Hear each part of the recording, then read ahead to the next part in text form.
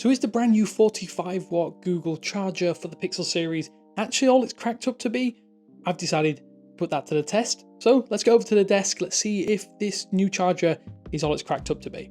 So here we go, I'm plugging in the 9 Pro XL, the 9 Pro, and now the Pixel 9. They're both using 30 watt chargers, the Pixel 9 Pro and the 9, because it doesn't support any faster charging rates than 27, I think it is, on the Pixel 9 Pro.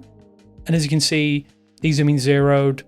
They are just powering on after about 1% or so, about 5 minutes into the test, and already we're starting to see some impressive charging. So in 5 minutes, we've got about 16% on the 9 Pro XL, and it's running at about 31 watts, 32 watts just now, just short of 15 on the 9 Pro and just short of 10 on the 9. So 10 minutes in, things are starting to really kick into gear. We're getting that 31, 32 watts on the 9 Pro XL. So yeah, that's probably about what we're expecting.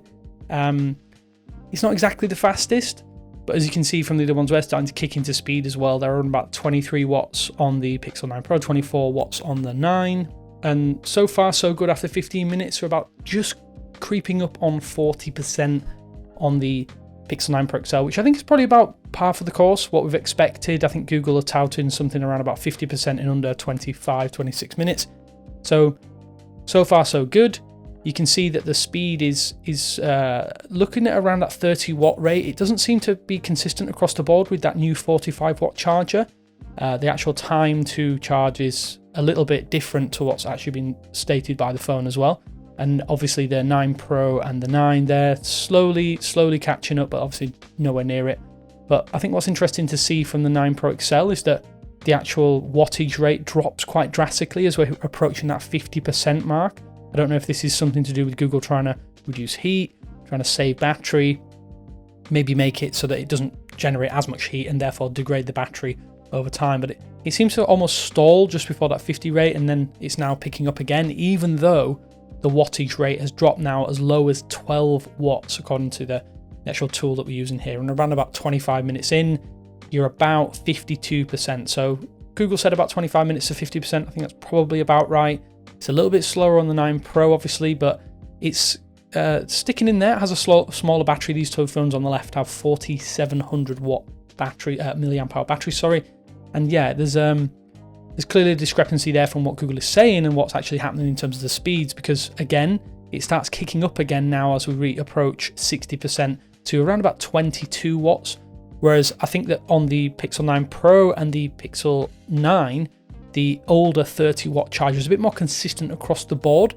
So clearly there's either something happening in the charger itself or the phone is obviously limiting that charge speed by the looks of it. And around about half an hour in, we're at about 60%. So if you are going from 0 to 60 in about half an hour, that's probably going to be enough for most people, but it's still a little bit disappointing that it doesn't always hit those top speeds all the time. We probably could go a lot faster. I don't know if that needs a firmware update, but after 40 minutes, we're just shy of 80%, 77%, which I think is, to be honest, it's probably going to be enough for vast majority of people out there. And if you're trying to save your battery, you are supposed to charge to 80% anyway, keep it between 80 and 20 for that expanded lifespan.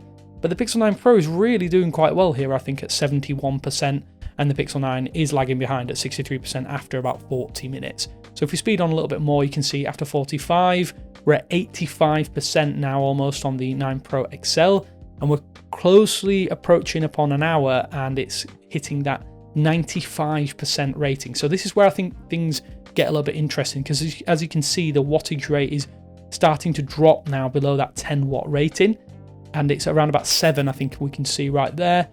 That's a little bit disappointing in the respect that obviously I understand that it's going to plateau, but it really starts to drop off right now. It's going to start dropping off right towards that, below that 5 watt rating, as we slowly hit that 90, 95 and 100% ratings.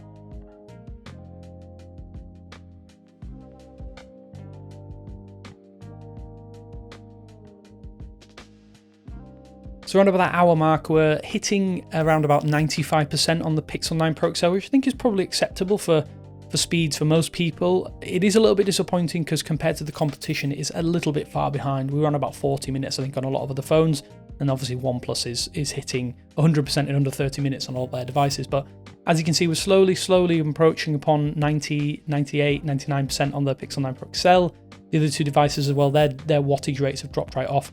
It can't stay consistent through that entire charge cycle, but that's another interesting aspect of how charging tech works. But as we drop right below that 97, 98% mark, we're getting really down to the 2 watt rating on the Pixel 9 Pro XL as it just kind of like trickle charges towards the 100% mark, and that's obviously a safety feature. It's a part of a lot of phones and a lot of charging systems.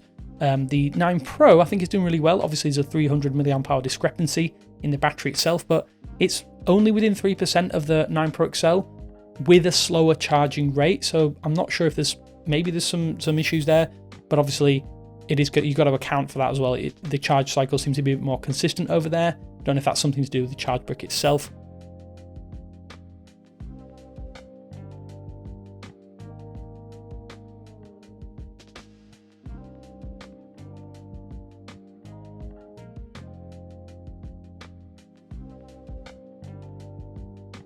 We're now about 1 hour and 15 minutes, and yeah, we're still hanging in there at 98, 99% now on the Pixel 9 Pro XL, and that wattage rating is really dropping below 5 watts, and I think it'll probably get even lower and lower as we reach that 90%. But now we see 1 hour and 17 minutes 51 for that full charge cycle, 0 to 100 on the 9 Pro XL with that new 45 watt charger. I don't think we ever went above 32 watts, so a little bit disappointing. And about 1 hour 25 minutes, or 1 hour 24, 21 actually to be precise, the 9 Pro catches up and it hits the 100% rating. And as you can see, there's around about seven or so minutes. I don't think that's too bad, all things considered, with a slower 30 watt charge brick. Again, that doesn't get above around about 23, 24 watts. But then there's a Pixel 9, that's an hour and 32. So you have nearly a 15 minute swing there from the 9 Pro XL to the 9, despite the fact they have smaller batteries and slower charging. So I think when we actually look at the results, it's a little bit disappointing that Google is selling another charger. Once again, it's actually slower than the rates it's actually advertised at.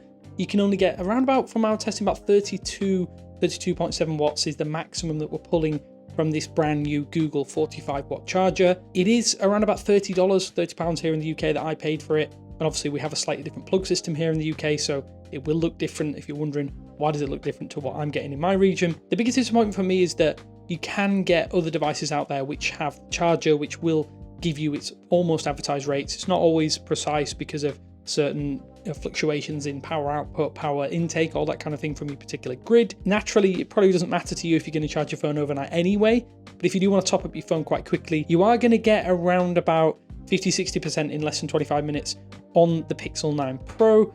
If you are using the Pixel 9 and the Pixel 9 Pro smaller version, don't bother actually going and picking up this charger because it's not going to make any difference to you. You are going to be limited to 23 or 24 watts from what we can see without our test. Obviously, I've done this a couple of times. This is the actual final result. It took us a few attempts to kind of perfect this, but it does look like Google is having, or at least capping the rates. I think one of the benefits or potential explanations for that is that it will prevent certain overheating with the battery. I know Tensor chipsets anyway overheat, but obviously not having your battery overheat when you're using it, or when you're charging it, sorry, is going to be a big benefit for anyone out there who wants their phone to last a long time. And of course, these have 7-year support windows on them. As I say, there are other options out there. You do need a PD charger, a USB PD charger for this to actually pull those rates as well. We'll try and collate a list of those down in the description below. Check the link in to our website, and we'll try and keep that updated as we find out and use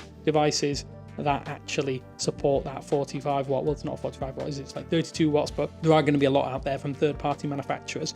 But yeah, this was a quick video. I didn't actually anticipate doing this, but I wanted to test it, put it to the test and see if it worked. Hopefully if you enjoyed this, leave a like, and as always, thanks to our channel members on screen now. I love you guys. Hopefully you enjoyed this as well. And until next time, I will speak to you later.